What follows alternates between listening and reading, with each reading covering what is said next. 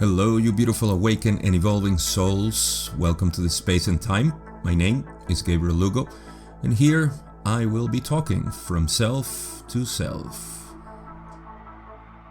As many of you are familiar with my work, you know that most of my philosophy is taken from the Confederation of Planets, which is the confederation that is responsible for transmitting the law of one to us. And this is all due to the work of the people in NLL research. So before I get into the channelings that I want to share with you in this podcast, I want to give a sort of introduction to what this whole channeling business is, at least in what I have learned from LNL research. I encourage you, of course, to read more about them in their books and their website.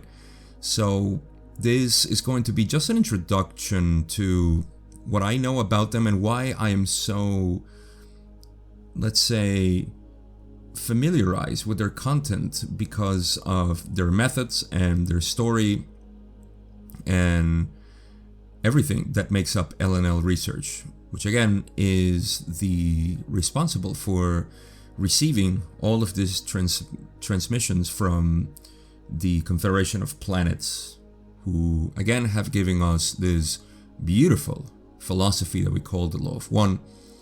And for those who don't know much about the Law of One or want to have a brief description of what this philosophy is, think about something that is so ambitious that it's reasonable to think that people are not attracted to this because it's unifying all the fields of knowledge that we humans are interested in. For example, the Law of One encompasses science, spirituality, ufology, spiritual evolution, and so on. There are so many topics. We even talk about the history of Earth. We're talking about the evolution of the universe itself, because we are the universe, as we discover in its most important aspect of spirituality. So it is natural that a lot of people will be discouraged to believe that this can be real. And I love that fact because it does bring the element of intuitive knowledge, which means that when you receive information, you don't validate it externally, but you have to validate it internally. And so this is what is so inviting about the Law of One, and that I find so appealing, because we are so enamored with the idea that we need to Google this to find out if it's true. We need to consult the research on this so we can see if it's right or wrong. I need to validate this with the field of study that is whatever it is that we're looking at, whether that be theology or philosophy or psychology or science in general, in all its branches, biology, chemistry, physics, and so on. And so because of this, we encounter ourselves at a crossroads where we need to say, am I going to think for myself, or am I going to let others continue to think for myself and make my decisions? And so I think this is the most beautiful part of the Law of One, that it really caters to that intuitive knowledge that we all have. And so it's only a matter of going at it with an open mind and, of course, with a thirst for knowledge, but with an open mind. And the mind here I'm referring to is the Shin that we talk about in Oriental philosophy, which is the hard mind. And I think this is the best way to discern all the information.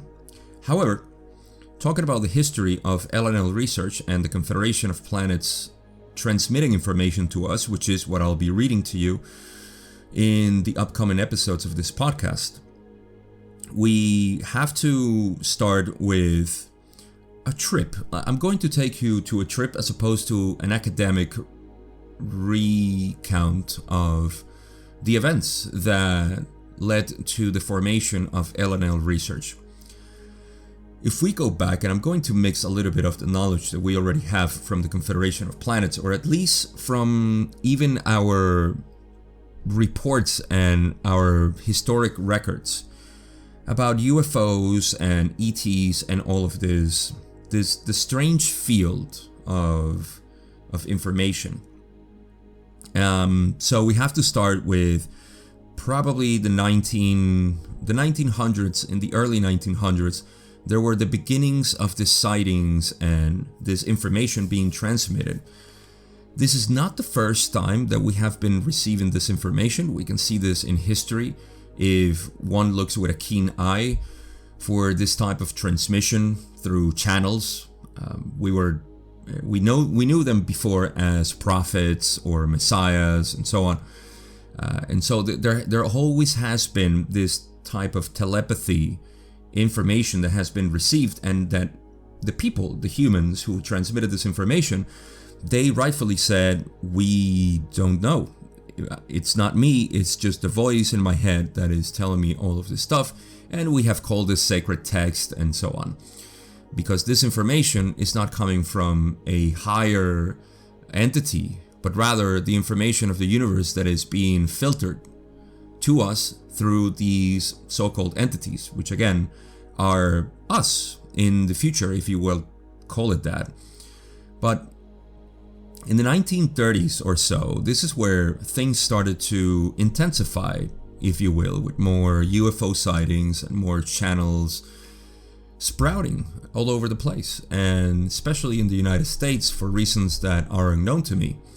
But this started happening a lot in the United States, and we started to see a lot of the propaganda at the same time that came with this, and the natural confusion that arises from a very ignorant society that has no idea about this, not only about the possibility of contact with higher beings, which our ancestors knew, and it was part of their culture, nothing out of the ordinary for them, but to us it has become a little bit more shrouded in mystery and skepticism.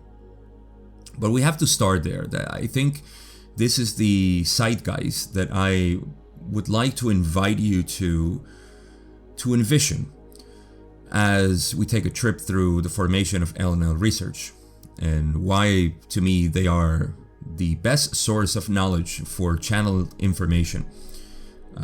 Again, I'm always open to new information, but so far I think the consensus is that nothing is so elegant as the Confederation's philosophy so far, and any other channeling has been or can be filtered through the knowledge of the Confederation of Planets, that philosophy of oneness.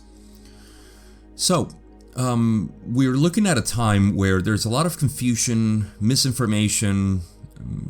Not that I want to expand myself too much here, but we have to also bring into the equation the fact that the government was utterly scared of the possibilities of what this may mean. And it's completely understandable at this time why they would be afraid of that. There was a lot of fear into what this may mean because of science fiction and also ignorance in general. So this was met with some caution by the Confederation of Planets, or rather any so-called extraterrestrials. I like to call them interdimensional beings, because they are beyond this dimension. They do not exist, at least the vast majority of them that have made contact with us. They do not exist on a physical plane as we know it. For those who know third density, that's what I'm referring to. They do not exist in this density of consciousness, this third density that we are manifested on. So when we talk about these beings, we're talking about a higher intelligence for sure, and we can see this in the information that they give us. So with all of this in the mix, we have a very interested researcher called Don Elkins amidst the chaotic and confusing field of study that has arisen from this mishmash of knowledge and experiences and events and accounts of people talking about this phenomenon. And again, the biggest problem here for a researcher like Don Elkins was to confront the scientific approach to things and at the same time have to mix it with the skepticism of this scientific research to subjective experience or subjective phenomena, which is what most people are able to. In fact, this is, I'm throwing a little bit of non-duality here, but there is no external experience, because if we think about it, everything is subjective. Subjective because nothing is known externally but by the internal self or the inner self. And so every experience is actually subjective. What we agree upon are those things that seem to be relatively fixed, and yet through time we find that research shows that nothing is fixed, that even the laws as we know them, they keep changing because we keep finding weirder and weirder behaviors in energy, which is the best way to describe matter, our eternal search for the ultimate particle, matter. And so, without expanding too much on this, our story brings us to that point where there's a lot of confusion and how to digest all this information that is being given. So of course there is the skepticism of all of this is subjective experience. We have no empirical evidence, nothing that we can repeat, no experiment that we can repeat and find the same information. Now this was met, of course, with some people who in the field were on both sides, if you will. They were interested in the possibilities of this being real, yet at the same time not able to be repeated. And so I forget the name of the person, to be honest, that conducted the first research, and it might have been Walter Rogers, if memory serves, but there was this study where they took people who claim that they were receiving information from alleged extraterrestrials or beings, voices in their heads. And so he found out that the information that was given had some coherence to it, and the only difference was that the people were including some of their own biases in it. And this is actually to be expected. Think about it. If you receive any information that is ineffable to a degree, you have to construct it with your own words. So you're going to use your own language, and your own biases are going to be there. So for example, if you see a being, you might call it an angel, if you have that sort of background, or you may call it a elemental being, or you can call it a star, or you can call it God, or different gods. So you can see that the biases are only the language in which we're going to speak the same information. And this is what was found. And so there was even not fully, but there was still a sort of repeatable information that was found there. And this research, of course, interested Don Elkins at the time, who was fascinated by the possibility of UFOs and all of this. And this led to him forming what was L&L Research. The whole story is it's a little bit long and probably not relevant for this story that I'm telling you. But what's important is the mentality of Don. Don had a mentality that he wanted to do research on this, true scientific research, toward an approach that would yield results, and those results can be validated by the scientific method of repeating the same experiment and finding the same observations. And this unfortunately came to a halt when they were trying to do a channeling, and the people were having problem transmitting the words because they were too blocked by trying to give the information properly. And so it was the story tells that they were approached by, I forgot the name of the person that was counseling Don Elkins at the time, to tell them that, yeah, they were having contact, but they had to relax their minds and speak the words as they were given to them. So this somehow invalidated the scientific research. However, Don decided that this information was so pure and so interesting that, in essence, he wanted to dedicate his life to this, and so he did. Now, imagine somebody that finds, and this is Don Elkins, of course, and again, this is just my romantic way of probably seeing all of this, but Don Elkins finding that we could communicate with higher intelligence, ETs. This was the dream of Carl Sagan later on, and why he developed SETI, the search for extraterrestrial intelligence.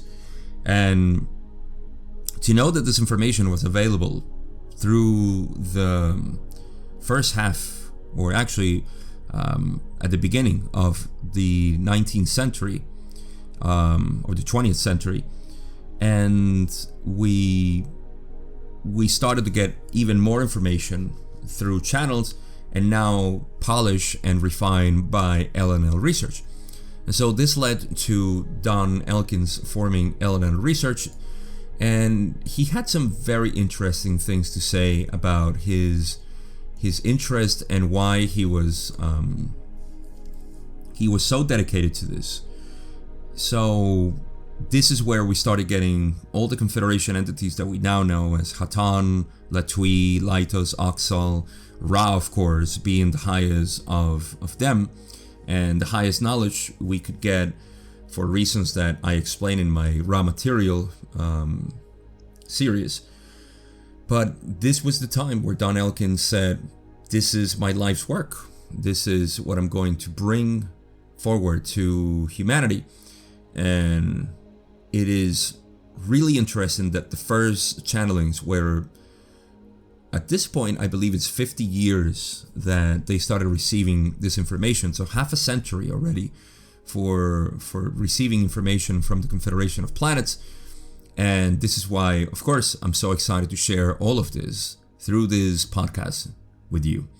And with the idea, of course, always keep an open mind and accept what you feel intuitively resonant with your heart, and reject that which doesn't. Which again is something that you will hear a lot, as the entities of the Confederation of Planets always start, or most of the time, they start with this disclaimer or caveat. So, there is so much to talk about the history of LNL research, Don Elkins, Carla Rueckert, and later on Jim McCarthy as he joined them. But at this point, I would like to read to you Don Elkins' introduction to the Ra material, which I believe has a summary of what Don Elkins was. And I don't think I've ever read Don Elkins' words other than the questions that he posed to Ra, which are not really his.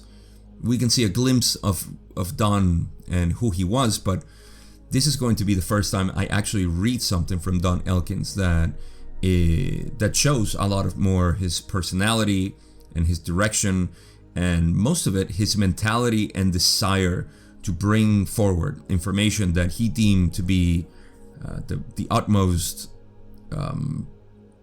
let's say, the most elegant or more sophisticated information that we have received until now even. So this is an introduction to the Ra material where Don Elkins starts the book, and I'll start reading what he says.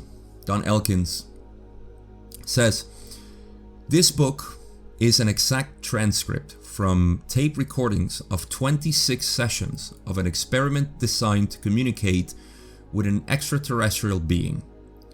We started the experiment in 1962 and refined the process for 19 years.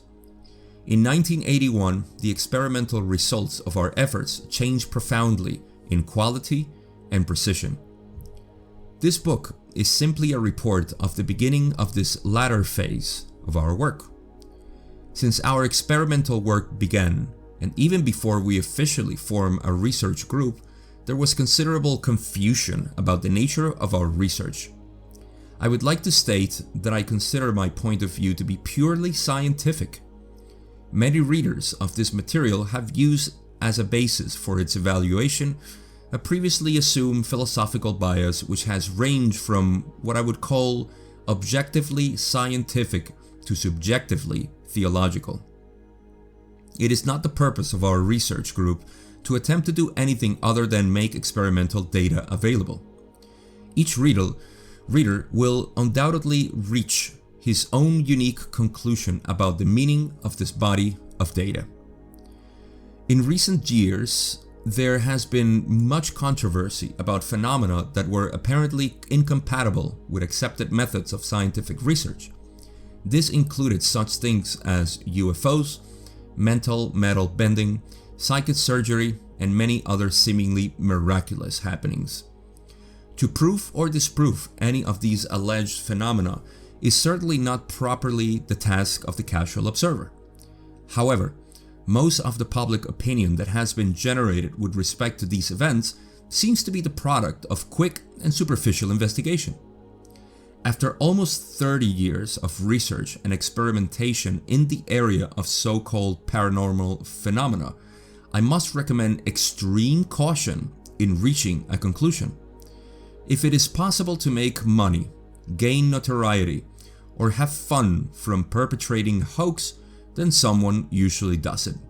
Consequently, paranormal or psychic areas are prime targets for the trickster, and the careful researcher usually has to observe copious amounts of garbage data in order to find a possible embedded gem of truth. This is especially true of Philippine psychic surgery and the large area of spirit communication in general. It seems to me that the presently accepted scientific paradigm is less than adequate. It is my opinion that our present natural philosophy is a very special case of a much more general case yet to be unveiled.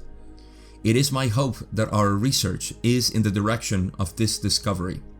After assimilating several million words of alleged extraterrestrial communication, it is also my opinion that this book and the subsequent volumes of the raw material contain the most useful information that I have discovered. As a result of all of this delving into the rather confusing subjects of ufology and parapsychology, I, of course, have formed my current opinion of how things really are. This opinion may change at any time as I become aware of future information. This book is not intended to be a treatise of my opinion, so I will not attempt to defend its validity. The following is the best guess I can make about what we think we are doing. Only time will tell as to the accuracy of this guess. Our research group uses what I prefer to call tune trance telepathy to communicate with an extraterrestrial race called Ra. We use the English language because it is known by Ra. In fact, Ra knows more of it than I do. Ra landed on Earth about 11,000 years ago as a sort of extraterrestrial missionary with the objective of helping Earthmen with his mental evolution. Failing in his attempt, Ra retreated from the Earth's surface, but continued to monitor activities closely on this planet. For this reason, Ra is highly informed about our history, languages, etc. Probably the most difficult thing to understand about Ra is its nature. Ra is a 6th density social memory complex. Since Earth is near the end of the 3rd density cycle of evolution, this means that Ra is 3 evolutionary cycles ahead of us. In other words, Ra's present state of evolution is millions of years in advance of Earthmen's. It is not surprising that Ra had difficulty communicating with Earthmen 11,000 years ago. The same problem still exists in our present enlightened time. At this time, we have completed over 100 sessions of experimental communications with Ra. This approximate 300,000 words of information has suggested to me a possible, more adequate scientific paradigm. Only time and future will serve to validate and expand this paradigm. Ufology is a large subject. A reasonable amount of background material would swell this information or the introduction to book length. Therefore, the remainder of this introduction does not attempt to cover every portion of this diverse and growing field of study, but is instead an accounting of some of the pertinent parts of our research from our beginnings to the present day in the Ra contact. And so this marks the end of the introduction of Don. I only left the last sentence where he introduces Carla Rucker to tell the story of them as they got into the raw material. You can see from Don here that he was not trying to preach any information that he thought was his best opinion on things. He was rather trying to present the information as he was receiving it, and without trying to validate his information, he tried to leave this for the open mind to assimilate the knowledge there. He did consider this to be the highest information ever received, and obviously Don was working from an intuitive knowledge or intuitive heart resonance with this information. But I love that Don, even as he presented the book that would be his legacy, the raw material, he was cautious, or rather he would caution people to just be aware of the information there and to take extreme caution, as he said, to create conclusions or make up conclusions. So this is what really attracted me to the LNL research group, which today still do the same work and they have the same approach. They do not preach. They do not think this should be proliferated. They just do what they do and leave it there for the people to see. It's almost like what we're seeing right now with the awakening phase of planet Earth in its different phases, because we have different phases of awakening. And one such awakening is the realization that there is an elite of people who have formed over time, which makes sense that has formed. And I'll talk about this in a future episode. But to talk about this and not have enough people to care about the implications that there are people in an elite that are planning the future of humanity.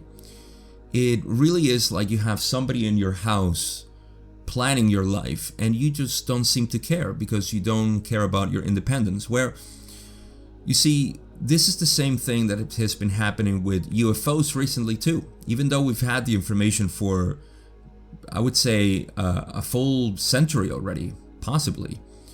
But we just don't have interest, and I think that's the word. There is no interest in this, in the implications of this.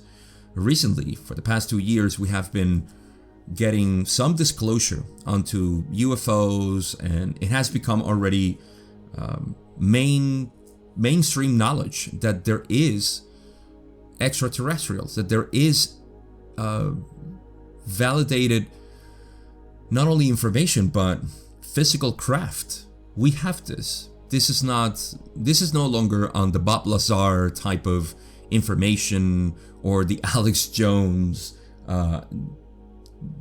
what should I call it, globalist one world order or new world order, whatever they call it. I mean, all of this has gone beyond the tinfoil hat to mainstream media, and yet the interest of people is not there. So you can see that this is no longer a problem of the elite filtering the information, disclosure happening. Disclosure is already there, but there is simply not enough interest in people to make it a reality. They're just not interested in the implications of this.